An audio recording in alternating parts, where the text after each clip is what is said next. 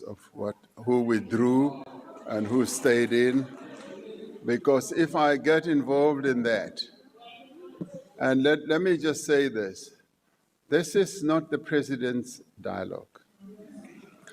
The people of South Africa called for the dialogue, and then they said it has to be convened for the first meeting by the president, because embedded in our constitution, there is that notion that when we talk about nation building, it is the president who should lead the process. Now, as often happens. Order, honorable members, can we lower our voices? Now, as often happens, and you're talking here to somebody who was unfortunately involved in a number of other dialogues. You know, we had the peace process in our country when the country was dogged with a lot of violence. A number of South Africans got together and said we should have a peace summit. And when that was held, a number of other people did not participate. But a peace pact was framed, and it helped to bring down the levels of violence in the country. When we were moving forward to democratize our country, I remember very clearly we held a convention for a democratic future, which brought together a number of organizations. Many others did not participate. That convention for a democratic future helped to craft the path towards negotiations.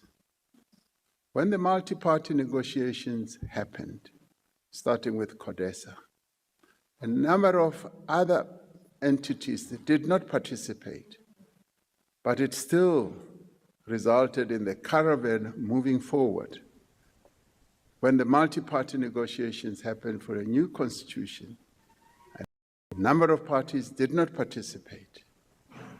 And these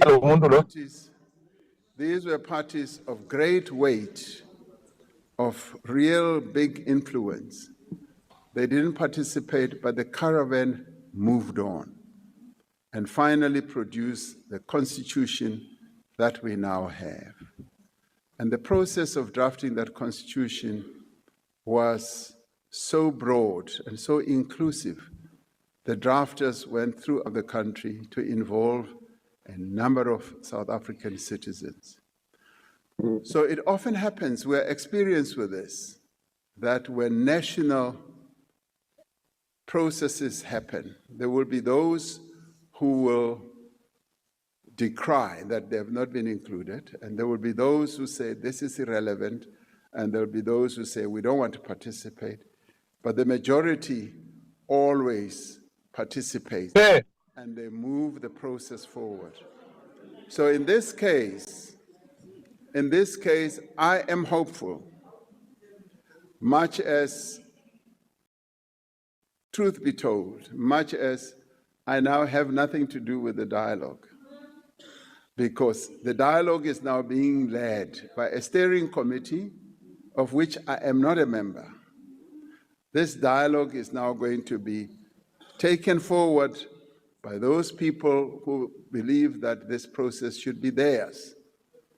And all we will do as government will play a supportive role of financing their various activities. And in many ways, that caravan is going to move on, whether people like it or not. And those who may have an inclination to now want to be part of it and join in, I'm told that they will always find the door open. And the caravan will stop for a while to allow them to climb on, and then it will continue moving on. Thank you, Honorable Speaker. Thank you, Honorable President.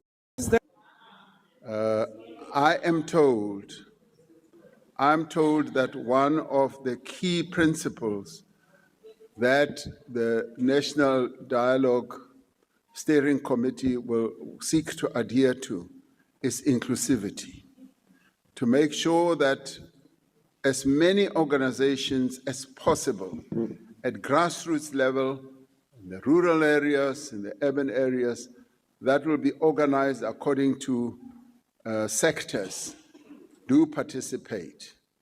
And already, I'm told that those sectors are meeting as we speak.